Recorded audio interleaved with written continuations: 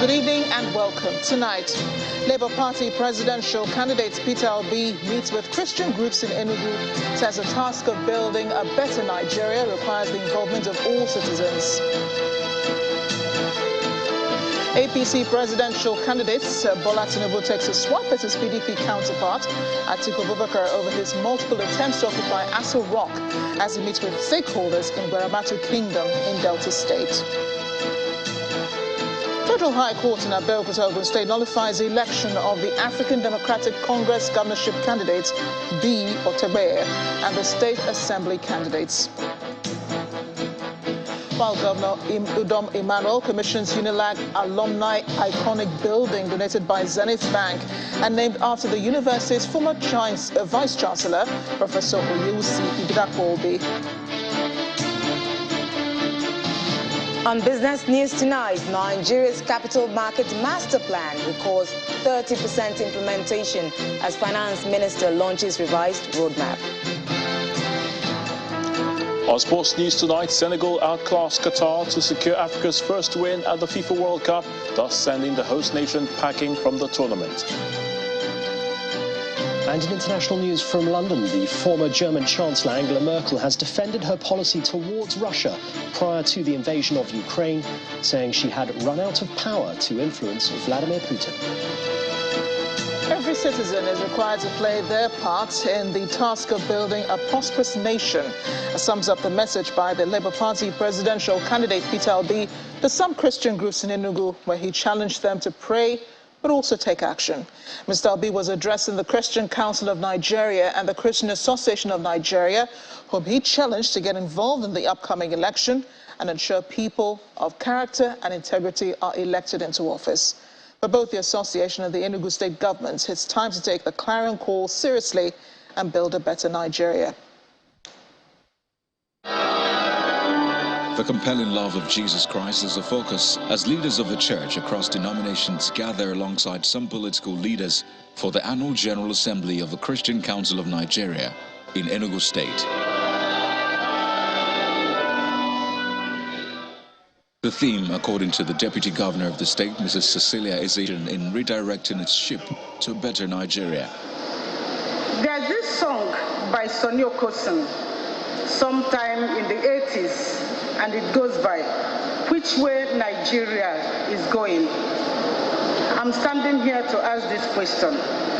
And the only way we can take Nigeria back is to use our brothers and sisters here to talk to all of us, so Nigeria will be redirected to go the right way. Gracing this event is the presidential candidate of the Labour Party, Mr. Peter Obi, who appeals to the clergy not to remove themselves entirely from the politics of Nigeria. I know you say you are not involved in politics, but please, and I don't want you to be involved, but next year's election, remember, without the church, Marcos wouldn't have left Philippines. Marcos and the wife would have stayed if the church didn't say let's block them. So many changes that happened all over the world was the church. So let's pray and take action. The Christian Association of Nigeria says it will not be partisan in the general election as a body, while still not leaving the space for politicians alone to control. The church must continue to admonish politicians to demonstrate passion for the well-being of all Nigerians. With a great sense of responsibility and accountability, let us continue to be the watchpersons to ensure good governance in our nations. For the convener and the president of the Christian Council of Nigeria, the church will continue to sensitize its people on good governance and accountability. Our job is to make sure that we bring the churches together to have a common voice, to speak to the government in power and to challenge them on doing the right things, to speak to the members of our churches to take politics seriously, to engage in political struggles in such a way that they will come out with a difference. The Christian leaders promise to engage politicians and the youth on the best way forward. In the meantime, the presidential candidate of the All Progressives Congress, Bola Tinubu, today took a swipe at his People's Democratic Party counterpart, Atiku Abubakar, over the latter's multiple attempts to occupy the #1 political office in the country. Bola Tinubu was speaking during a meeting with Niger Delta stakeholders in Gwaramatu, Delta State. As I did receive the title chief and I become one of you, I must always render service for the progress of this Gwaramatu community. Your Royal Highness, as I stand before you, there are few of us left running. One says he is Atiku. How many times has he been running? He's always on the run and he's tired. Tell him to go and sit down. Enough is enough. The other one, that one, he thinks now statistic we go chop. A lie with arithmetic that no Indian can solve it. Kaduna State Governor Nasir El-Rufai is calling on citizens not to go back to what he describes as the dark days of the People's Democratic Party. He says the APC-led government has done well in the past 7 years it's been in power, especially in the areas of human and infrastructure development. The Kaduna State Governor said this during the inauguration of the Presidential and Governorship Campaign Council in the state, where he apologized to those who might have felt offended by the decisions of his administration. Thousands of members of the All Progressives Congress in Kaduna State gather at the Umaru Musa Erdogan Hall in the state capital for the inauguration of the State Campaign Council for the 2023 general election. The 989-member campaign council is for the presidential and governorship election campaigns and other positions. Governor Nasir El-Rufai of Kaduna performs the inauguration and makes a case for the candidate of the party. We have done a lot, some visible, some not quite visible, to change the narrative about governance. Because in the days of the PDP, governance is about distribution, about sharing the resources of the state to a select few that are in power. The APC was formed to advance the interests of the common man. The common man first, then those in power come. In a display of sportsmanship, the governorship candidate pledges to form an inclusive government, especially because of the aspirant who lost during the party primary. This year, I am calling on all the Federal State individuals to come out in mass to vote for distinguished Senator Obasani and our presidential candidate, Asiwaju Bola Ahmed Tinubu. In our journey to 2023, nobody will be left behind or neglected. We all have contribution to make. We are all stakeholders in the Kaduna State project. We must together build on the remarkable stride of our leader, His Excellency Governor Nasir Ahmed El-Rufai, and take the state to the higher heights.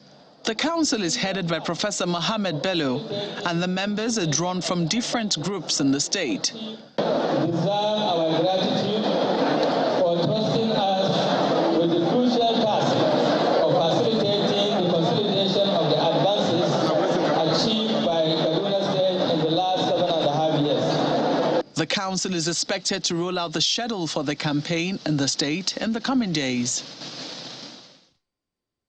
A federal high court sitting in Abeokuta, the Ogun State capital, has nullified the election of the African Democratic Congress governorship candidates in the 2023 general elections, Mr. B. Otegbeye, as well as the party's state assembly candidates. A court presided over by Justice Akintayo Aluko held that the primary election, which produced Otegbeye and the state assembly candidates, did not comply with the provision of the Electoral Act. The Labour Party in the state had approached the court asking it to compel the Independent National Electoral Commission not to recognize the governorship candidates and others.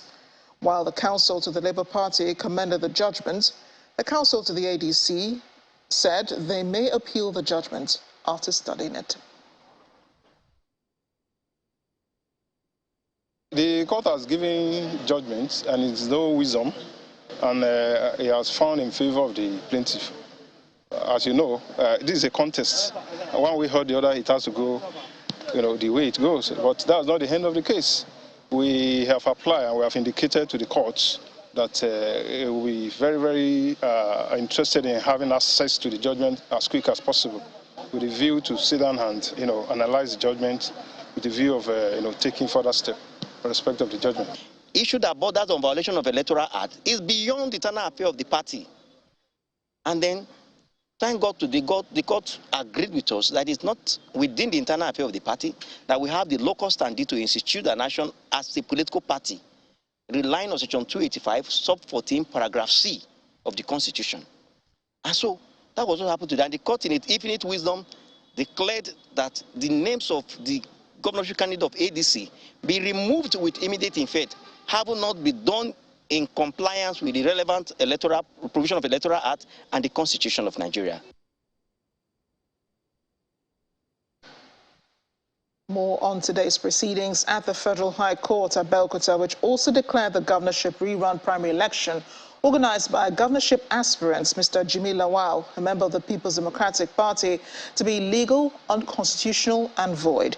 A suit filed by PDP and another governorship aspirant, Oladipupo Adebutu, followed the rerun primary organized by Mr. Lawal on October 17, 2022. The court presided over by Justice Akintayo Aluko declared that the purported rerun primary election did not follow party's guidelines and provision of the 2022 Electoral Act.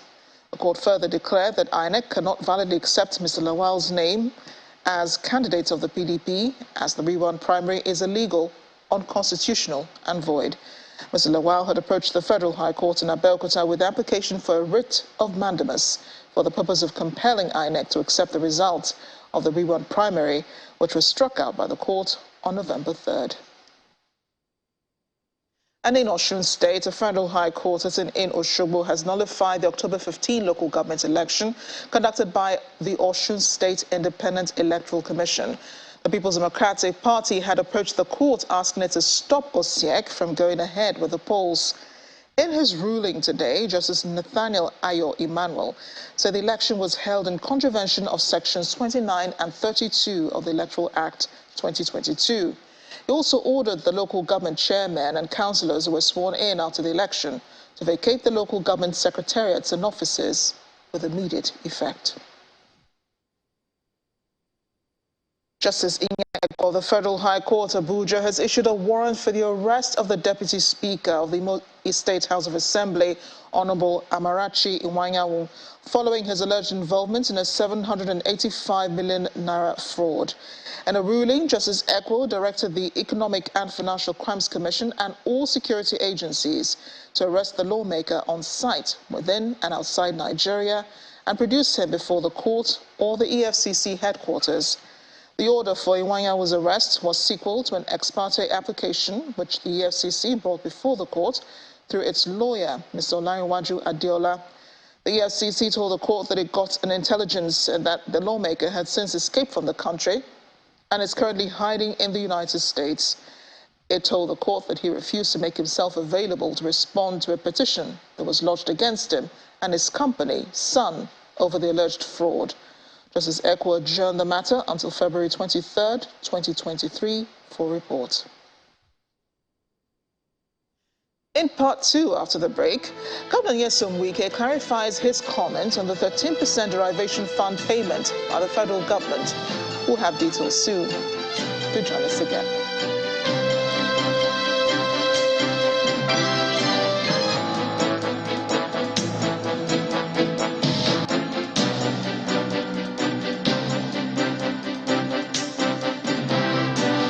Welcome back. If you just joined us to watch the news at 10 live on Channels Television Lagos, here's a reminder of our top stories. Labour Party presidential candidate Peter Obi meets with Christian groups in Enugu, says the task of building a better Nigeria requires the involvement of all citizens. APC presidential candidate Bola Tinubu takes a swipe at his PDP counterpart Atiku Abubakar over his multiple attempts to occupy Aso Rock as he meets with stakeholders in Gwaramatu Kingdom in Delta State. Federal High Court in Abeokuta, Ogun State nullifies the election of the African Democratic Congress governorship candidate Mr. B. Otobeye and the State Assembly candidates.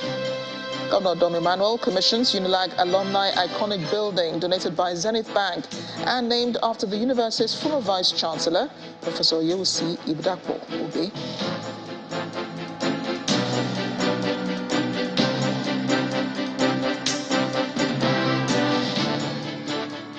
We're in River State now, where the governor, Nyesom Wike, has been clarifying his comments, appreciating the president for releasing arrears of 13% derivation fund to oil-producing states. He explains that his comments were not intended to stir up controversy among the political class in the Niger Delta, but to commend President Muhammadu Buhari for approving the payment. He made the statement during the commissioning of judicial facilities by the Chief Justice of Nigeria, Justice Olukayode Ariwola. I didn't know that when you thank people publicly, it's a bad thing. I was thinking when you thank people publicly, that even you will get more things. I said that look, people should help me and thank Buhari. That if he did not give me the money that they are owing, I may not have done all this. And that was what you know what I said? I never said any state, whether you discounted, you did not discount. I never said so. All I said, thank Buhari, that he approved this money that if people refuse to pay to the states. And I said Niger Delta states, but all of us will know Niger Delta states. Who doesn't know the states that make up Niger Delta? I didn't say NDDC states. There are different between NDDC states and Niger Delta states. So I didn't come now to say, I never said any state should give account. It's your business with your people. All I said, thank President Buhari. And if people are angry, I say so. Please thank him more. President Buhari, maybe nobody has told you. Let me use the opportunity now. President and Commander-in-Chief of the Armed Forces of Nigeria, thank you. Meanwhile, the Chief Justice of Nigeria, Justice Olukayode Ariwola, has expressed concern over the welfare of judicial officers in some states, saying the judiciary, as a third arm of government, deserves more than it is getting. Justice Ariwola was speaking during the commissioning of Justice Mary Odili Judicial Institute built by the River State government in Port Harcourt, a project Governor Wike says is aimed at expanding opportunities for training of judges. He also inaugurated the South Liaison Office of the Federal Judicial Service Commission, also built by the River State government.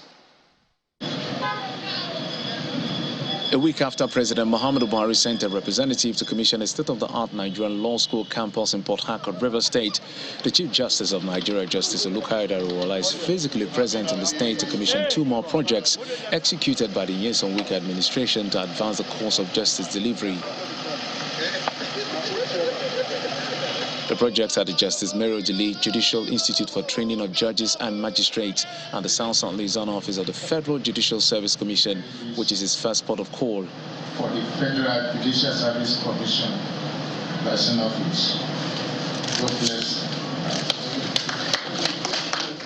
From here to the Justice Mary Odili Judicial Institute, where he is again received by his host, Governor Nyesom Wike, in the presence of serving and retired judicial officers, Governor Samuel Otom, Okezekwe Azo, and Ifeanyi Ogwuanyi of the PDP Integrity Group, among others.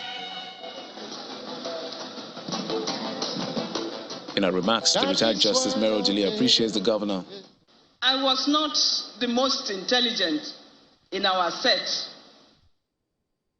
Ichendu, who became our chief judge here, had the faculty prize in the University of Nigeria, Nsukka, Faculty of Law. I was not the most cerebral of the magistrates in Rivers State, nor that of the High Court. But God, in his way of elevating even the unknown to prominence, decided he had to have me elevated. For the honor of naming the complex after her, Governor Wike says the project is executed to give judges and magistrates from Rivers and neighboring states more opportunities to be trained regularly, almost at no cost. If I to practice true federalism, there's nothing wrong in the state having their own judicial institute that will train lawyers, train judges who, of course, apply the laws, preside over matters that affect the state and businesses around here. The Chief Justice of Nigeria commends the outstanding effort of the Wike administration to the judiciary, expecting that other states will do the same. Wherever we deliberately or inadvertently toy with the welfare of our judicial officers, we are consciously inflicting a devastating scar on the psyche of our nation. At this level of our national development, we should begin to emulate good things that will usher in a new dawn of progressive growth.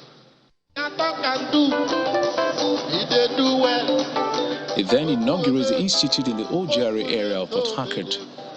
By His Excellency Governor Wike administration in Rivers State.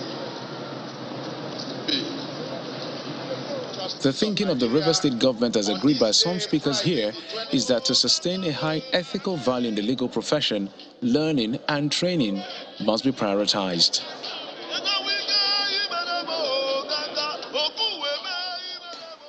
No university can thrive without the significant and intentional contribution of its alumni. That was a word on every lip during the commissioning of the University of Lagos Alumni Building, named after a former Vice-Chancellor of the institution, Professor Oyewusi Ibidakpo-Obe, better known now as Professor Oyewusi Ibidakpo-Obe House. The building houses the Unilag Alumni Association Secretariat and the Zenith Bank branch on the university campus. Our correspondent, Timothy Crown Aderigbe reports.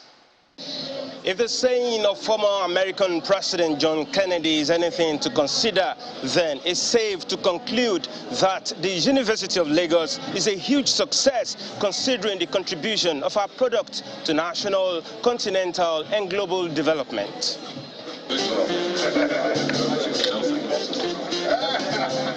And here, the global president of the University of Lagos Alumni Association lays other alumni and eminent personalities and guests from across the country to the commissioning of the alumni building built by Zenith Bank and named after former Vice-Chancellor Professor Oyewusi Ibidakpo-Obe.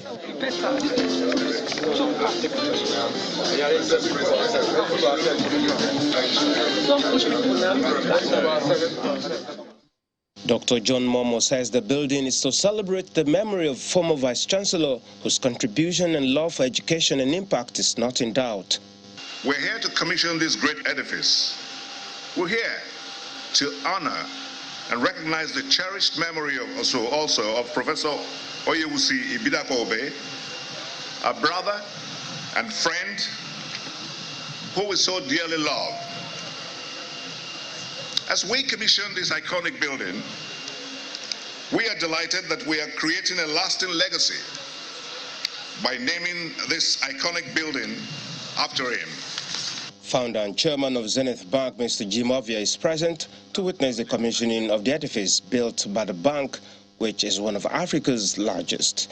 Group managing director of the bank says the building is a demonstration of its commitment to education. This building is an expression of our sustainability initiative as far as that is concerned, because we are a signatory to the principles of responsible banking. In Nigeria, I think we are 1 or 2, 3 corporate institutions that have subscribed to the UN principles of sustainable banking, and we've used this building to demonstrate the fact that we will live out these principles. Professor Folashade Ogunshola is the first female vice-chancellor of the University of First Choice, the University of Lagos. FAS. She considers this effort as a fruit of a sound alumni relations. The University of Lagos not only plans to increase our engagement, we intend to improve our alumni relations by starting with our students. We are putting in place things that would make them enjoy more their time on this campus so that our alumni have an emotional connection with the university. Widow Professor Ibidako Obe could not hide her joy at this gesture, which she sees as a show of love and lasting friendship.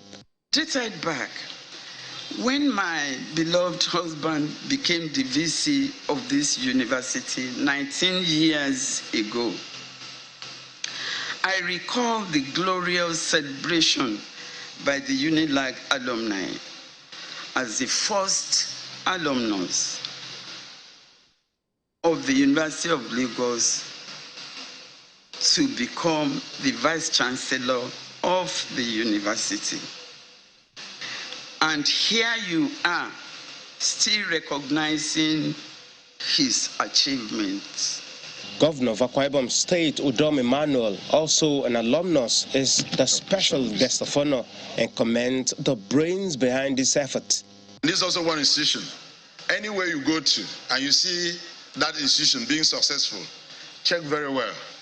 You see an alumni of University of Lagos in that institution. So it's one institution that have done so much in terms of education.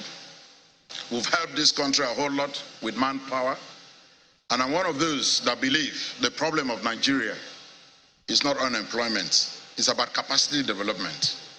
So I really appreciate the University of Lagos for building capacity. There's a charge, however, for sound maintenance culture.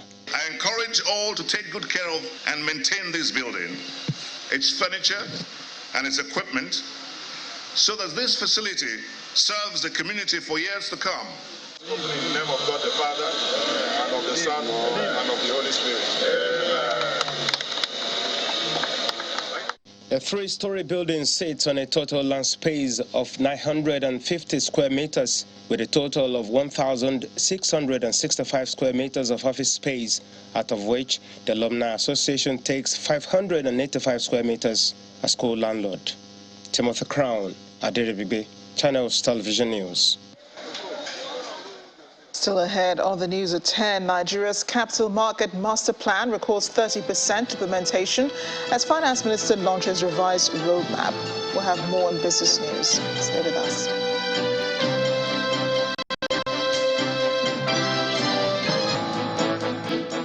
Welcome back.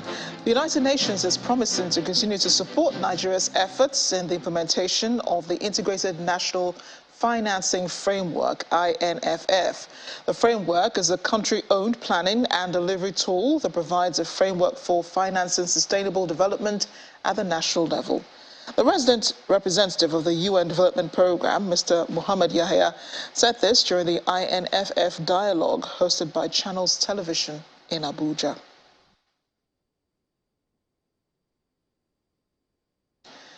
To some company news now. In a bid to expand its horizon, Green Energy International Limited is partnering with the Federal University of Technology, Akure, Ondo State, to research into one of the major challenges facing oil-producing industries. It aims at resolving the issue of proper characterization of reservoirs within marginal fields to explore and drill new prospects. That's according to the chairman of the company, Professor Anthony Adegbulube, who was speaking at the official project sign-off in Abuja.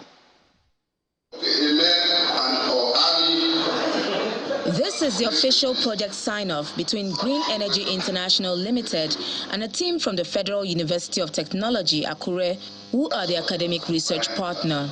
The event is to showcase their commitment to enhancing indigenous capacities, human capital development, and increasing the body of knowledge within the oil and gas industry. This is also done in collaboration with relevant stakeholders like the Nigerian Content Development and Monitoring Board. First and foremost, Let me appreciate the brain behind the project believes the research with the university will create a long-term approach to the sustainability of the production of hydrocarbon and reduce the risk of drilling dry wells. We believe strongly too that this research will help reduce the risks of drilling dry wells, which I just told you it's not funny at all if you drill dry wells. Another associated risk, such as blowouts, stock pipes, damaged reservoir, adverse well completion, which could potentially damage the wells in the asset. Others speak on the benefits of the research project to the development of oil and gas in the country. The essence is one, it's going to improve the oil and gas industry, add to the knowledge in the oil and gas industry in order for them to continue improving the way they drill oil and oil is produced, which is a very good thing. Then secondly, the project will also utilize Nigerian goods and services and also use Nigerian human resources. In addition to that, there will be a lot of capacity development activities going on during this research. So we hope at the end of this project, as NCDB has rightly said, we should be able to come up with a locally made software for seismic data interpretation. And we feel this one will go a long way in oil exploration in Nigeria. The 5-year research and development program, which starts immediately, is expected to create employment, improve the facilities and equipment at the Federal University of Technology, Akure in Ondo State, and help in future oil well drillings. In other company news, the Dangote Group has announced the Dangote Sugar Refinery PLC is significantly scaling up its investments in the sugar subsector in line with the requirements of the Nigeria Sugar Master Plan. It was made known by the president of the Dangote Group, Mr. Aliko Dangote, during the flag-off ceremony of the 2022-2023 crushing season and outgrower scheme awards in Numan, Adamawa State. According to him, increasing the sugar refining capacity will require a corresponding increase in sugarcane production capacity. The president of Dangote Group, Mr. Aliko Dangote, in the company of the Minister of Industry, Trade and Investment, arrived at Dangote Sugar Refinery. The delegation takes a tour of the factory to inspect the ongoing expansion program.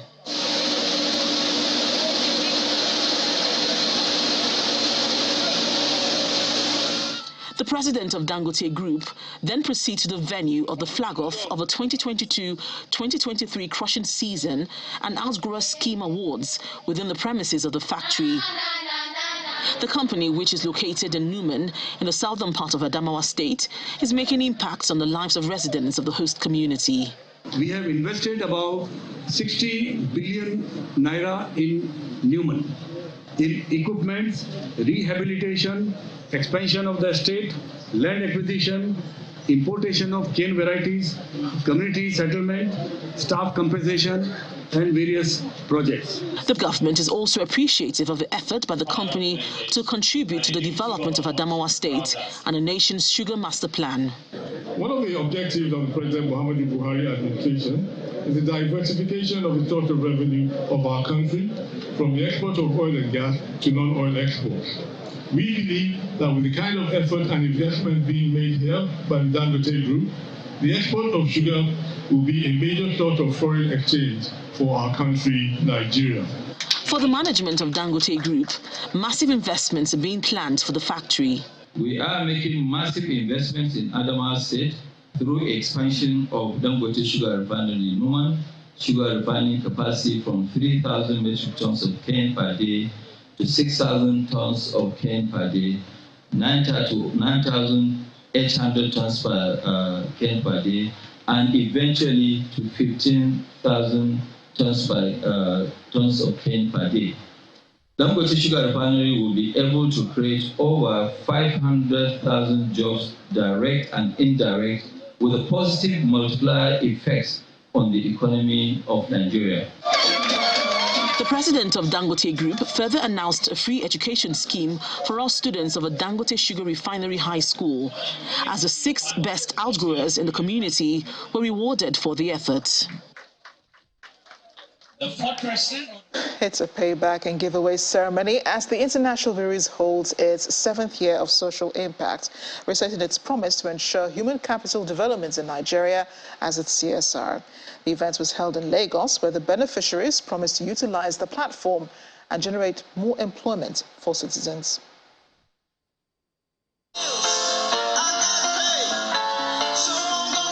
For international breweries, giving back to the community it serves plays a key role in customer retention and brand reputation.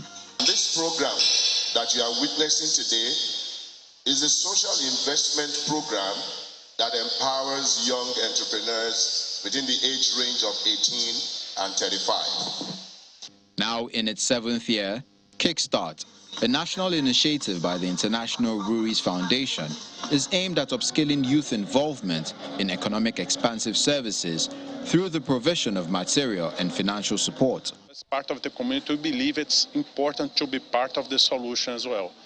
And this is the idea behind Kickstart, to help the youth, to give to them this kind of opportunity and the push and the support for them to succeed. The company is not in this alone, as it has a partner in the federal government, which reiterates its commitment to the growth of the SMEs. There's a limit to the job that the federal government can provide for young people. We need more efforts in this line, where people can be trained to be able to do something with their hands and with their brain. We have since identified as a government and also as a ministry that it is the way forward in fighting headlong the unemployment problem in Nigeria is to skill up Nigerians. Poised at promoting a culture of entrepreneurship among youths in Nigeria, the beneficiaries are hopeful of the impacts they would create. As a social enterprise, the life of people depends on us, most especially people that we have empowered to source waste for reward. Children that are in school that we have to pay their fee. So depending on us, so as a social enterprise, we have to look at a way of sustaining ourselves. So we came up with the research on what we can do with those waste, and we successfully recycle waste paper into selling tie, called eco selling tie. And it's that selling tie now that has driven us stiffer, because it's helping and giving affordable housing units to Nigerians. With over 627 million naira invested, 375 grants, with 1,608 direct beneficiaries, creating 620 jobs in 27 states of the Federation, the International Breweries Foundation is poised at impacting more lives in Nigeria. Let's head on to business news. Here's Will Ibon.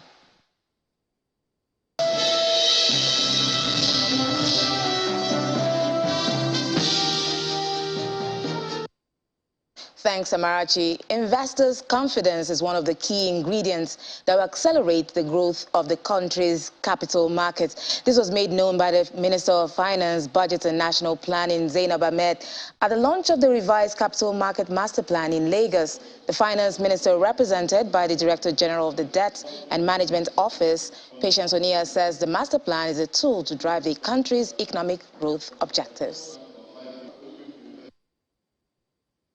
The implementation of the master plan is one of the key initiatives in the 40 deliverables of the Federal Ministry of Finance, Budget and National Planning to His Excellency, Mr. President. This underscores the fact that capital market growth resonates with this administration's unwavering commitment to deepening and repositioning the financial market as a key anchor to achieving the private sector-led development of our economy as envisaged in the National Development Plan objectives. The master plan, which represents the collective aspirations of the capital market community, is focused on driving initiatives geared towards growing and deepening the market with the ultimate goal of accelerating the emergence of our country in the top 20 global economies by the year 2025. Now, outside Nigeria, South Africa's headline consumer price inflation, CPI, rose to 7.6% in October 2022, up marginally from 7.5% seen in September. The main contributors to the increase were food and non-alcoholic beverages, which increased by 12% year-on-year. Housing and utilities increased by 43%, transport increased by 17.1%, and miscellaneous goods and services increased by 4.8%. Lower petrol prices saw the fuel index decline for a third consecutive month, and this took the annual rate for fuel to 31.1% in October from 34.1% in September, decreasing further from the 56.2% peak recorded in July. Outside of our shores, thousands of Amazon warehouse workers across 40 countries plan to take part in protests and walkouts on Black Friday in a campaign dubbed Make Amazon Pay. Employees in the US, UK, India, Japan, Australia, South Africa, and across Europe are demanding better wages and working conditions as the cost of living crisis deepens. According to Uni Global Union Secretary General Christy Hoffman, it's time for the tech giant to respect the law and negotiate with the workers who want to make their jobs better. Now we head to the stock markets, where the equities market galloped back into the 47,000 level as buying interest in Airtel Africa and MTN Nigeria stocks lifted the market. Geoffrey Ozono tells us more.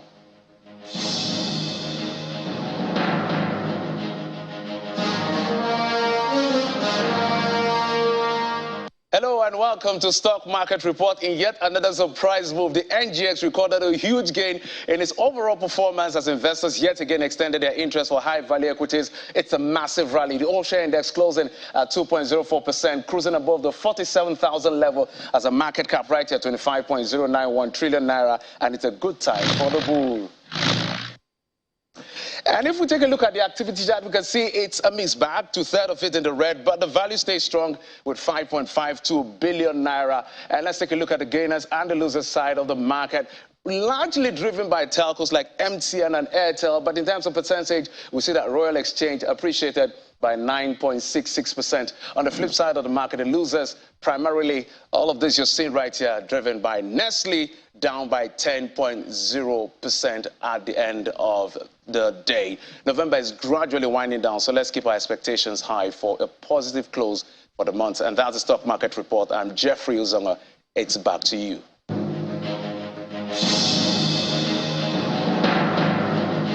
That's it on business news. It's back to Amarachi for the rest of the news at 10. Thanks a lot, Will. Russian President Vladimir Putin has told a group of mothers of Russian soldiers who've been fighting in Ukraine that he and the entire Russian leadership shared their suffering. It comes as former German Chancellor Angela Merkel defended her policy towards Russia before the invasion of Ukraine. Simon Pusey has more in Around the World in 5.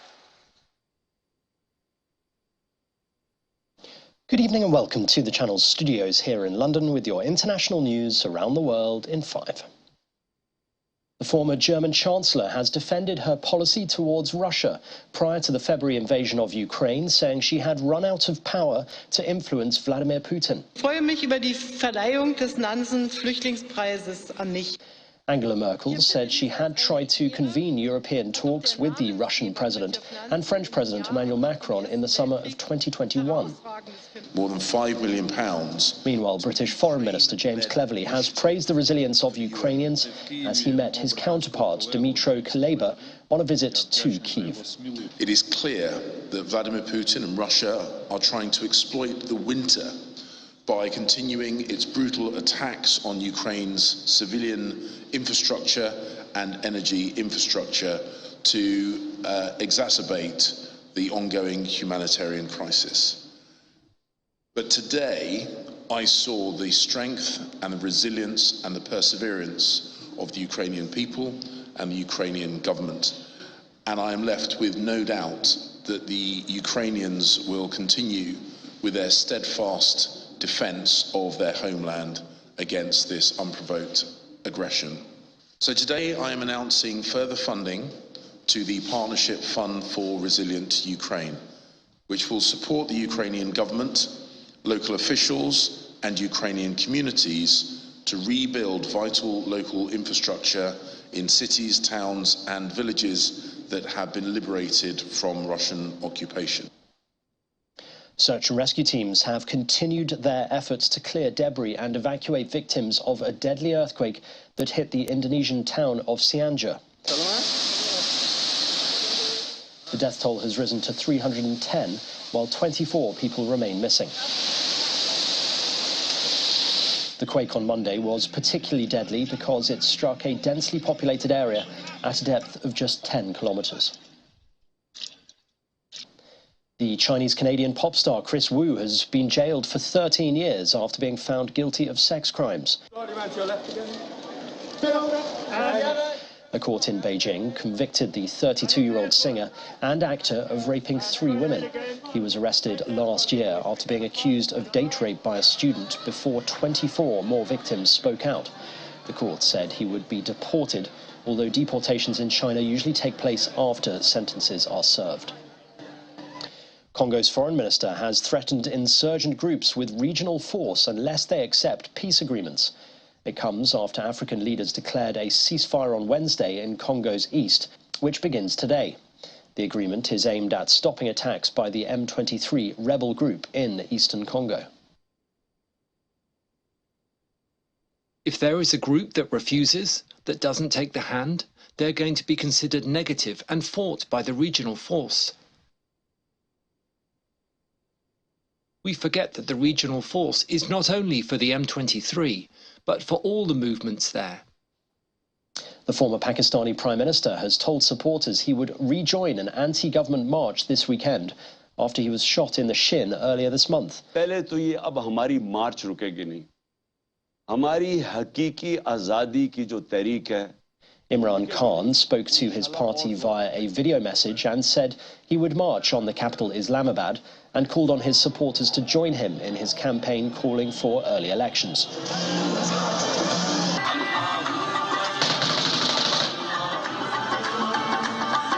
The 70-year-old former cricket hero was wounded on the 3rd of November in the shooting at a rally, part of a rolling march that he has led to press for a general election since he was ousted in a parliament vote in April.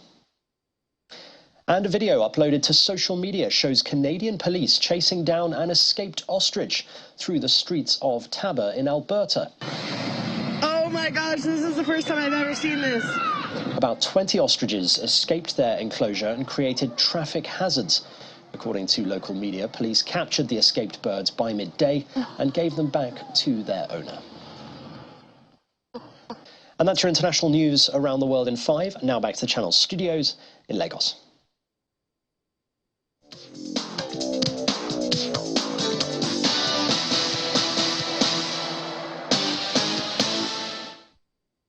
Many thanks, Simon. Welcome to Sports News. Host Qatar have been eliminated from this year's FIFA World Cup after a 3-1 defeat to the Teranga Lions of Senegal.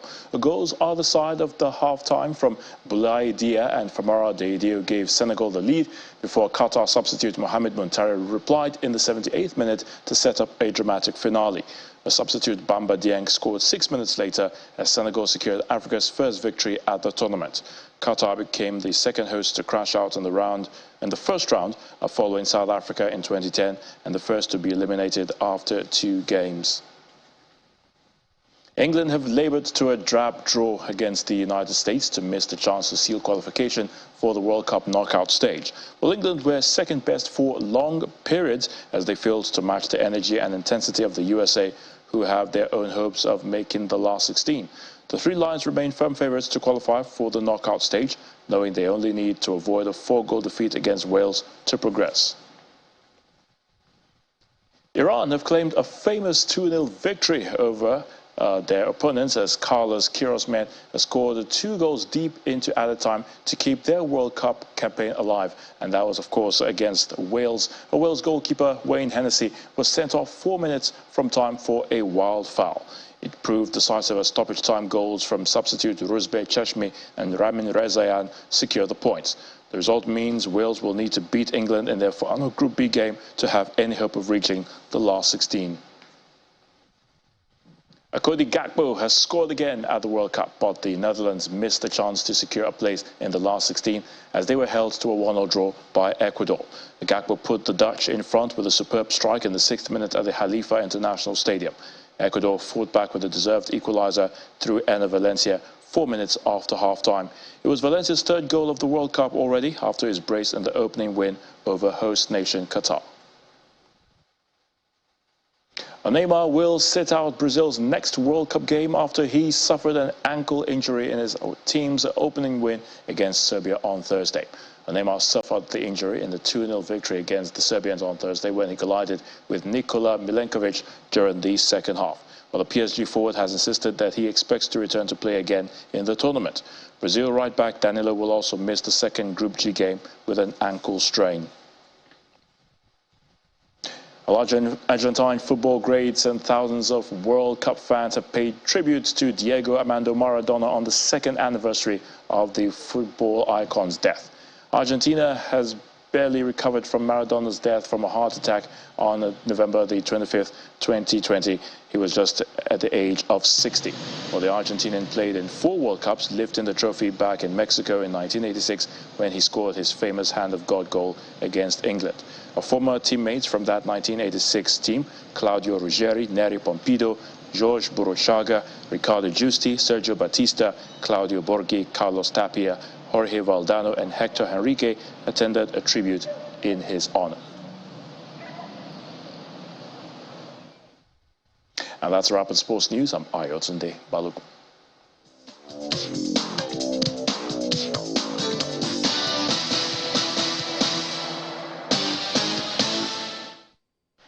Thanks, Ayotunde. And the main news again. Labour Party presidential candidate Peter Obi today met with some Christian groups in Enugu, where he told them that the task of building a better Nigeria requires the involvement of all citizens. He equally challenged them not to only pray, but take action. Also today, the APC presidential candidate Bola Tinubu criticized his PDP counterpart, Atiku Abubakar, over his multiple attempts to occupy Aso Rock as he met with stakeholders in Baramato Kingdom in Delta State. Governor of Akwa Ibom State, Udom Emmanuel, today commissioned the University of Lagos Alumni Iconic Building donated by Zenith Bank and named after the university's former Vice-Chancellor, Professor Yewusi Ibidapo Obi. And that's the news at 10 tonight. Thanks for watching.